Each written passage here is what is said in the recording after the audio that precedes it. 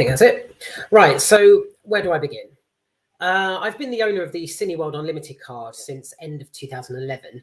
The very first film I saw with it was My Week with Marilyn, starring Michelle Williams. And I remember that night getting the bus back from the marina to Brighton train station, almost sobbing at how sad the film was, but very comforted to know that I now had this card in my wallet that allowed me to see as many films as I liked, as many times as I liked. And it spiraled from that night. I think Michael Fassbender's Shame was the next film I saw with my card. Me sort of sat there completely alone in a row of seats, a woman on the row of seats opposite. Michael Fassbender spread-eagled, completely nude, shagging up on screen, and it was a bit sort of, evening. Lovely film, innit? It was kind of uncomfortable.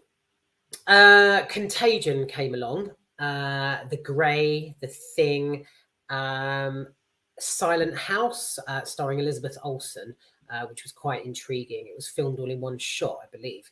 And of course, A Girl with a Tattoo in the Shape of a Dragon. I'll leave that one with you, see if you can guess which film it was. Just like the beyond cheesy Cineworld adverts, I suppose you could say it opened up an entirely new world of amazing possibilities. It really kind of did, because a few weeks after I got the card, I found myself taking full advantage of it, relieving the boredom of living where I did at the time, where the highlight of a Friday night was probably popping to Asda to buy some yogurts and browse DVDs. I was cloaking myself in this world of sheer escapism at the cinema. On Saturday afternoons, I would finish at the gym, get home, stank, showered, dressed, whip my phone out and booked like 2 or 3 films to go and see. And it suited me perfectly. While everyone else was out getting pissed up, there I was sat in the cinema trying to save money instead of drinking it. It just didn't bother me that there were like couples down the front, or groups of rowdy lads up the back. I was in my own, just encased in my own little bubble, my own little world in the cinema, and still am when I go. Very boring Sunday afternoons were also turned on their head when a friend and I, who had just as little going on as I did, would meet outside the cinema and get together, either excitable or dubious at what we're about to watch. She and I, we revelled in it. Just the simple pleasure of making our way up the pitch black auditorium steps that were lit only by sort of seat number floor markers, latte in hand, possibly 3D specs in the other, and taking our big squishy seats. I specifically remember this being around the time the Best Exotic Marigold Hotel was released.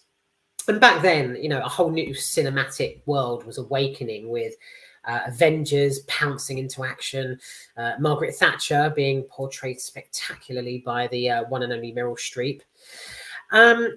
It's the simplest of things going to the cinema, but it completely shattered the weekend boredom perfectly. It was a sheer pleasure, a guilty pleasure, and it really was like just keeping yourself in tune with what was going on in Hollywood, what new projects were coming out and what was being worked on, where certain actors were in their careers, as well as being either highly entertained or extremely disappointed with the shit or the splendor that was being screened. But again, that was the beauty of the Unlimited card. I just picked it up, ran down to the cinema and devoured one film after another. It's kind of draining when you do 3 or 4 in one sitting. I wouldn't recommend that, but still good. Now, a different element in the cinema experience, I quickly realised the extortionate cost of eating and drinking, with popcorn being about £6 for an average size bag, and one of those fruity slush drinks or a Coke would set you back about £4.80. Not great. So what do you do when faced with food and beverage prices that would probably see you extending your overdraft just to buy a latte? DIY. A quick trip to Asda, love that shop, to pick up a pack of 10 3 in a pack, so quite hefty biscuit bars, and bam, there's the popcorn ditched, and then a flask. That's right. I actually bought my own flask instead of spending money on the expensive cinema coffee. I got my flask that I took to the cinema filled with freshly brewed tea at home. It sounds so sad, but it really wasn't. It saved a few bob.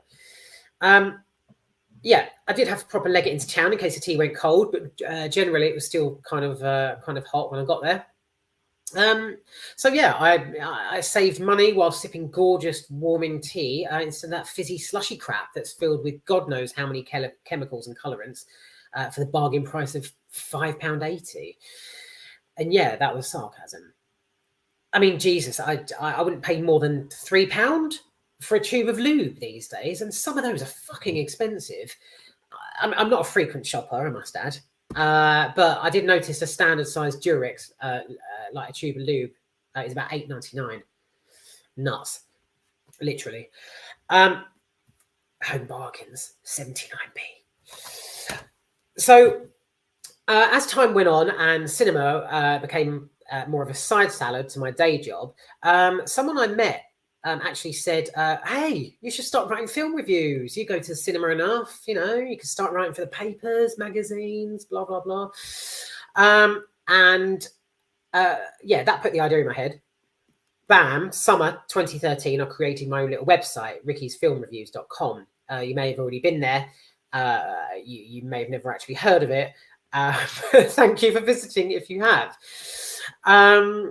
Yeah, I created that site with the help of WordPress, decent enough, but the format's a little bit shit. There's sort of buttons one side of the screen, menus all around, and toggly things everywhere. It's just, and their fonts. I think that the fonts are so limited that you have to buy a certain package and then download that to have a nice, bit of writing on the page. Mad. But yeah, with the help of WordPress, I created my website. And that same year, I was having so much fun devouring sort of every single movie I possibly could, one after the other at the cinema, that I decided to take it a step further. So as well as publishing reviews to my website, I once sat down, and it took about 7 to 8 weeks of solid emailing. But I sat down and emailed every individual newspaper, magazine and radio station I could possibly find in all 50 states of America and the entirety of Great Britain. From tiny population for Texan villages to the heart of central London itself. I just blitzed everybody's asses, basically. Fast forward a few months and I'd done it. I had a stint on a hospital radio station, a newspaper in Wales linked my website through theirs, and a journal in New York City did the same thing. I don't know if that was a convincing accent or not, but yeah, the biggest thing was I got a 2-pager in a free local newspaper up in the Midlands. Here are some I laminated earlier, as in about 10 years ago. So, I'll show you this. So my work, as seen here, yeah, this is how it was displayed in the newspaper. They called it, it's a bit tacky. At the time, there was a DVD rental service called Love Film. So it was either copyright, they couldn't, use film, they just stuck an S on, or they were just taking the piss. But yeah, Love Films with a twist. I didn't decide that. Yeah, I had my mug shot, top corner there, taken in the hallway of the place I was renting at the time. And yeah, it was pretty damn basic, but brilliant. I mean, the reviews, it was just chunks and chunks of writing going down the page. As you can see, that's Blue Jasmine. So that was quite some time ago. Yeah, there we go. So yeah, when the Minions film came out, Monsters University, which I remember specifically remember being absolutely fucking terrible. But yeah, as you can see, it was just pure reviews going down the pages. There's another one there. And yeah, that was the Princess Diana film starring Naomi Watts and Insidious 2, which was quite brilliant. So yeah, this is me. These are my works. And I had an absolute whale of a time. It was really, really inspiring and just fueled the cinematic fire perfectly. It was one of the best, if not the best hobbies I have ever had. Yeah, it wasn't paid. I did it all for free. If I had made an actual job out of it, I probably would have held on to it, but it did fizzle out in the end. I'm just glad I did it. Now, the thing is, that was before a pandemic arrived. Cinema went tits up, and the world of film frosted over like a billion-year-old fossil. I mean, I don't think I'm wrong in saying I can't be the only one who thinks the quality of movies since 2019 onwards are just fucking dire. I mean, going back further, about pre-pandemic, the cracks had already started to show on the big screen. Especially with the streaming platforms like Netflix and Disney Plus evolving into game-changing staples of people's lives. I mean, who wants to travel to a cinema, faff around with tickets, getting drinks, finding his seats, missing about 6 minutes of the recent Marvel, 9 minutes if you have to pull up your skinny jeans, because the drink you did get seemed to just flow straight through you and bypass your entire system. When you can just stick the kettle on, cozy up on the sofa, and lift the remote control. Bam. Disney Plus, there's your menus. Choose, select, play, done. You know, it's just sorted without having to do anything at all, even checking cinema listings. I mean, this does kind of bring me around to my pet hate of the current cinematic climate.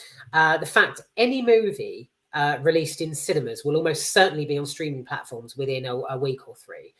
I think it was last summer, 2021, I went to see Cruella up in Enfield. Quite a nice cinema if you can get to go. And it's not nearby. It is 36 miles away. Yes, probably nuts for traveling 36 miles, but it was a day out. I had a double burger. So I watched the film, returned home that evening. I'll stick the telly on, access Disney Plus, and just have a quick look.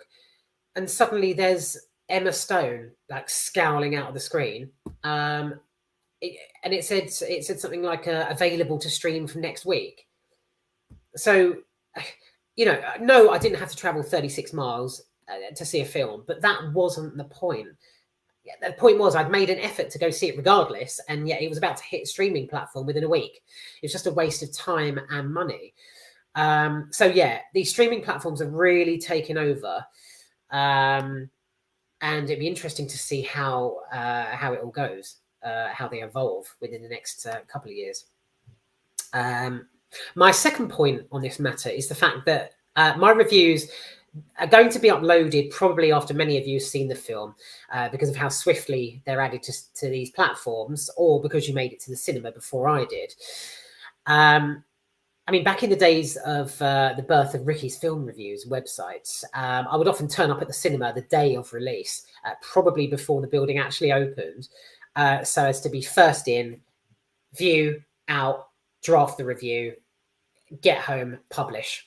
It all happened that quickly. I mean, I still vaguely remember tapping away on my iPad as I was on the Underground. So yeah, some of my reviews won't be instant. Other commitments could delay uploading them to my site a week or two later. By that time, you know, thousands of you might have already streamed them, visited the cinema and seen them, or illegally downloaded them. Cheeky things. You know who you are. And if you haven't seen a film yet, but you do watch my review, then I'm glad I could help. Let me just clear these laminates away. Oh dear, oh, just drop them all over the place and just splattering my work all over the screen. Oh dear, oops. Oh, let me just move that out the way. We go. Okay. Fucking clear that up. So, yeah, so it actually shows how time has tinted the cinematic experience, I guess. As mentioned just before, because the very first thing I added to my website was it was a bit of blurb saying something like, grab an honest review before you pay X amount for a ticket. Well, There's barely anybody in the cinema these days for various reasons, including streaming and people adapting to technology in general. I mean, if you've got an iPhone or a laptop, you've got access to almost everything. Plus, the pandemic pulled the plug. I'm not exaggerating when I say there is probably around 6 of us maximum in a 300-seater screen when I go see a film these days. People's idea of cinema's just changed and evolved, I suppose. I mean, I still remember sitting in a scorching hot auditorium, squished between like hundreds of people, not an empty seat in sight. And it was the classic, oh, sorry, just need the toilet. Sorry, you know, knocking people's knees as you went past and making your way down the steps. It was, honestly, talking about it now, it just feels as if I'm reminiscing on the Victorian era or something. B, nobody is going to pay £16 plus for a film these days. The prices are just too horrific. But although I do make an effort to inform and entertain, this isn't my day job. I'm not Empire or Total Film Magazine.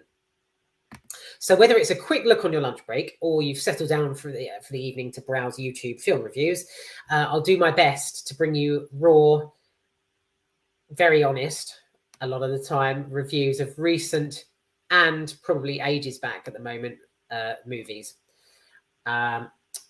Stay tuned. Now, what I'm going to do is go back to the start of the pandemic. So 2020, I think the first film I saw when cinemas reopened was Spree, starring Joe Keery.